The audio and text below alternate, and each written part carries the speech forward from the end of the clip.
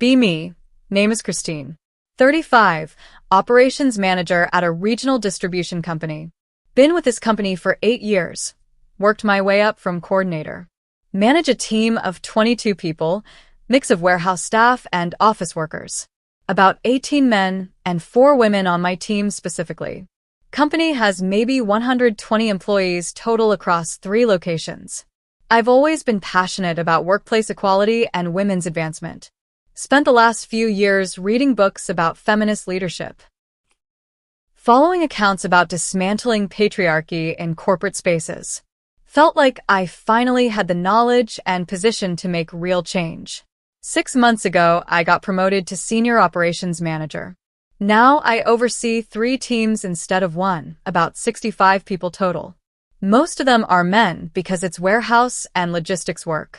Physical labor, driving forklifts, managing inventory, that kind of thing.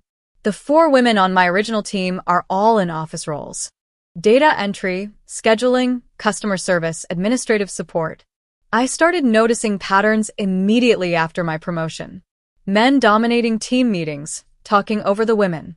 Women's ideas getting dismissed or credited to men later. The guys making decisions at the warehouse without consulting office staff. Classic patriarchal workplace dynamics that needed disrupting. I spent a month developing a comprehensive equity initiative. Called it the Balanced Voice Project. Presented it to my boss Karen. She's the VP of operations. Karen's in her 50s, been with the company forever. Very old school. She looked skeptical when I explained it, but said I could pilot it with my teams. I was so excited, finally a chance to implement real systemic change. Called an all-hands meeting for my 65 direct reports. Booked the main conference room. Created a professional presentation. Everyone filed in looking confused about why we were having a full team meeting. I stood at the front and explained we're implementing new communication standards to ensure all voices are heard equally regardless of gender. Put up my first slide, new meeting protocols for equity. Rule 1, in meetings with both men and women present. Men must raise their hands and wait to be called on before speaking. Rule 2, men are limited to 2 comments per 30-minute meeting. Rule 3, if a man disagrees with a woman's point, he must first affirm her perspective before offering alternatives. Rule 4, men must track their speaking time to ensure they don't exceed their proportional share based on gender ratio in the room. Rule 5, violations will be noted and addressed in performance reviews. I looked out at the room, expecting maybe some pushback, but also expecting the women to look relieved and validated.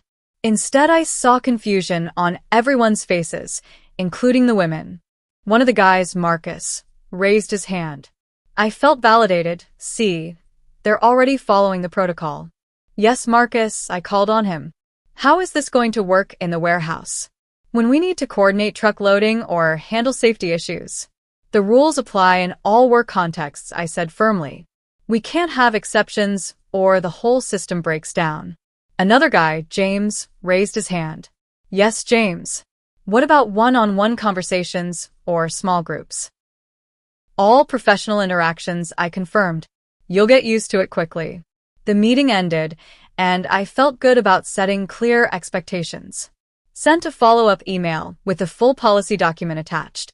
Included a section about how this benefits everyone by creating more inclusive communication dynamics. First few days were awkward, but I expected that. Change is always uncomfortable at first. The morning warehouse briefing started taking twice as long because men had to raise hands and wait to be called on. David, one of my logistics coordinators, raised his hand during a briefing. I called on him. He said there's a problem with the loading dock scheduling, then stopped talking. I waited for him to continue. He said that was his first comment, needed to save his second for later in case something else came up. I made a note to discuss strategic communication with him later. The women on my team started looking uncomfortable. Sarah from customer service pulled me aside after meeting. Christine, this is making everything really weird. She said the guys are acting like robots. Following the rules exactly, but it doesn't feel natural. I told her that's just the adjustment period. Once everyone adapts, it will create better dynamics. She didn't look convinced but nodded and went back to her desk. Week 2, and I started noticing the men were being incredibly literal about the hand-raising and comment-limiting rules. We had a meeting about a client delivery issue. Needed to solve it quickly. Client was upset. I asked for input on how to fix it. Jennifer from scheduling suggested rerouting through our other facility. Good idea, I said. What do you all think? Silence. All the men just sitting there. Guys, I need input here. This is urgent. Marcus raised his hand. Yes, Marcus. I agree with Jennifer's suggestion. He put his hand down and stopped talking. Okay, but how would we execute that logistically? Marcus raised his hand again. That's my second comment. I'll defer to someone else. Then, he actually put his hands flat on the table, like he was physically preventing himself from speaking. This happened with every meeting that week. Men speaking in absolute minimum sentences, raising hands robotically, counting comments, going silent after 2. Meanwhile, problems were piling up. Deliveries delayed because coordination was taking too long. Safety briefing that normally took 15 minutes took 45. Client complaints increasing because response time slowed down. I called another meeting to address the malicious compliance. That's what it felt like, malicious compliance. Everyone sat down and I stood at the front. I explained that the spirit of the policy is inclusion, not literal robotic adherence to rules. Marcus raised his hand. Yes, Marcus. Christine, we're following the policy exactly as written. We don't want any violations noted in our performance reviews.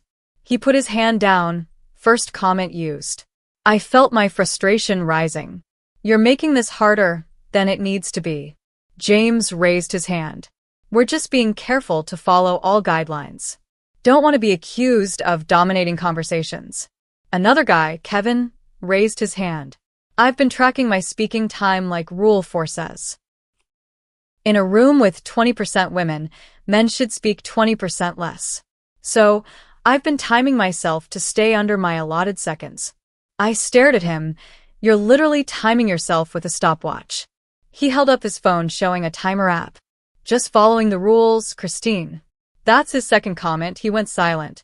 The meeting was a disaster. I tried to explain nuance and context, but every time the men spoke, they were counting comments, raising hands, speaking in minimal sentences. After 30 minutes, I dismissed everyone, went back to my office, and sat there feeling frustrated. They were deliberately sabotaging the policy, making it look ridiculous when it was meant to create equity. Week 3, and everything started falling apart. We missed a major delivery deadline because coordination failed. The warehouse team couldn't communicate quickly enough. With all the hand-raising and comment limiting, client called Karen, my boss, to complain directly. Karen called me into her office. Christine, I'm getting complaints about your team's performance. What's going on with these new communication rules? I explained the Balanced Voice Project, how it's meant to create equity and inclusion. Karen listened, then asked, how are your team members responding? I admitted the men were being difficult about it, following the rules too literally, not embracing the spirit. Karen leaned back in her chair. Christine, have you considered that maybe the rules are the problem? The rules aren't the problem, the resistance is. Karen shook her head. We're a logistics company. We need fast, clear communication. Your rules are making that impossible. I tried to argue, but she cut me off. Fix this, or I'm pulling the policy. You have 1 week to show improved performance. I left her office angry. Why couldn't people understand that discomfort means growth? That changing systems requires temporary disruption. Called a meeting with just the 4 women on my extended teams. Wanted to hear their perspective without the men present. Sat down with Sarah, Jennifer, Lisa, and Amanda. Asked them how they felt about the new policies. Sarah spoke first, looking uncomfortable. Christine, I appreciate what you're trying to do. But honestly, it's made everything harder. What do you mean? I asked. The guys are so focused on following rules. They won't just talk to us normally anymore. Everything feels formal and weird. Jennifer agreed. I asked Marcus a question about inventory yesterday. He raised his hand before answering, even though it was just us two. It felt ridiculous. Lisa from data entry said she actually missed the old dynamic. At least before people would just brainstorm and solve problems. Now it's like everyone's walking on eggshells. But weren't you feeling talked over before? I asked. They looked at each other.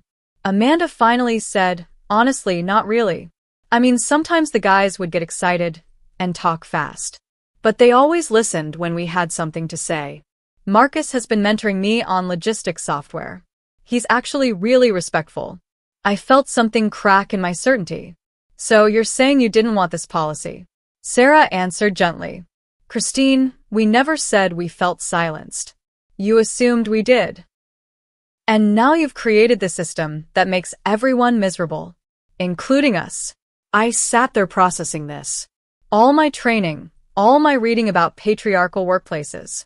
I'd been so sure I was fixing a problem. But what if there wasn't a problem to fix? That night, I went home and looked at the performance metrics. Compared the last 3 weeks to the 3 weeks before. Delivery times up by 30%. Client satisfaction down by 25%. Team communication rated as poor by everyone in weekly surveys. Even the women rated it poorly. I pulled up my favorite feminist leadership accounts.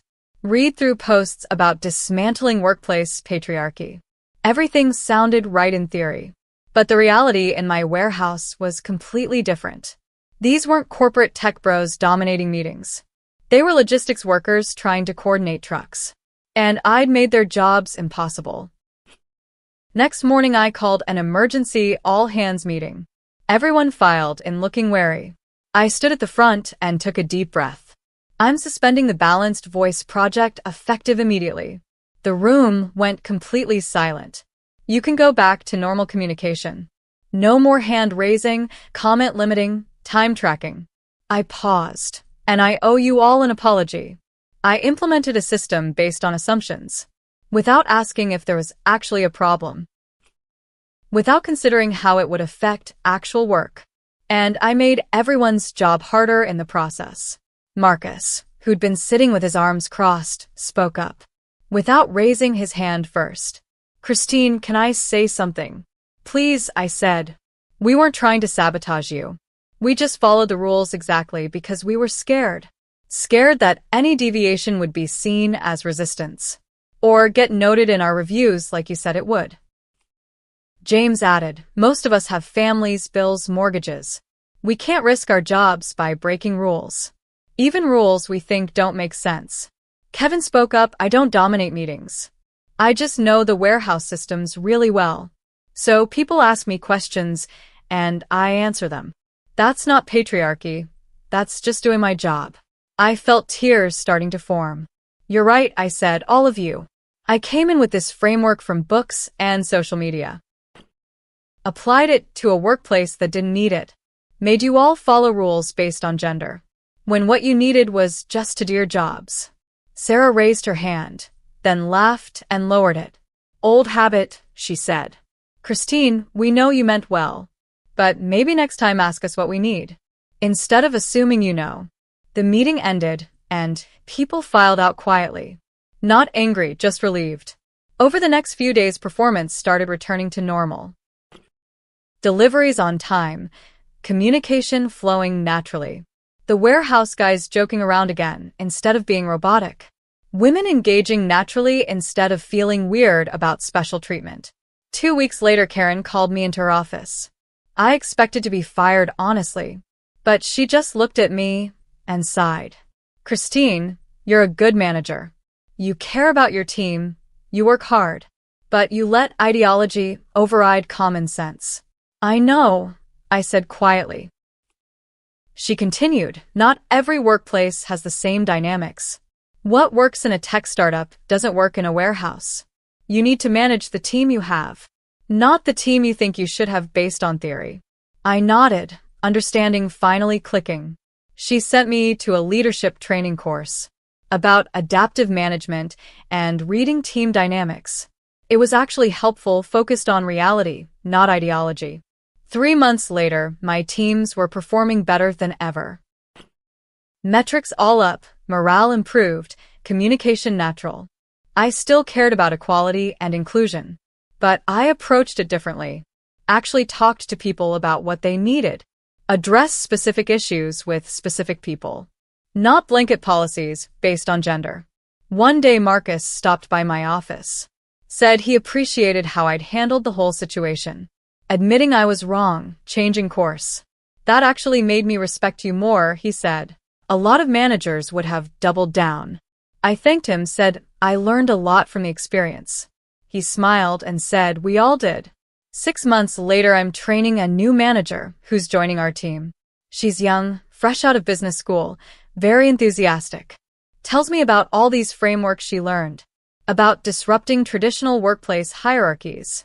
I listen, then tell her about the Balanced Voice project. The whole story, how it failed, why it failed. She looks thoughtful when I finish. So, you're saying we shouldn't address inequality at work? No, I say. I'm saying address real problems, not theoretical ones.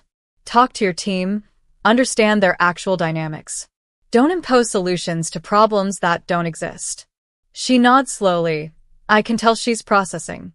One more thing, I add. The people doing the work know the work better than any book. If your policies make their jobs harder, you're not helping anyone. Year later, I'm in a conference room with other operations managers. Someone brings up implementing gender-based communication guidelines. Says they read about it in a leadership book. I speak up, share my experience. The room goes quiet as I describe what happened. How well-intentioned policies created disaster. How the people I meant to help didn't want the help. How performance tanked and morale died. Another manager says, but we need to do something about inequality.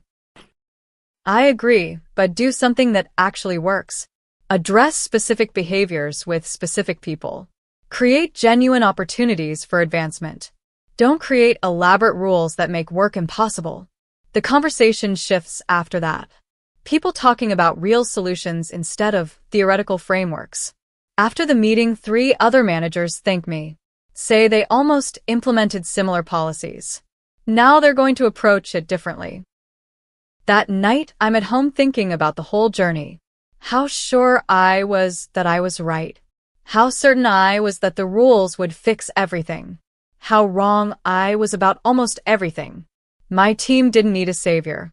They needed a manager who listened, who solved actual problems instead of creating theoretical ones, who treated them like individuals, not representatives of their gender.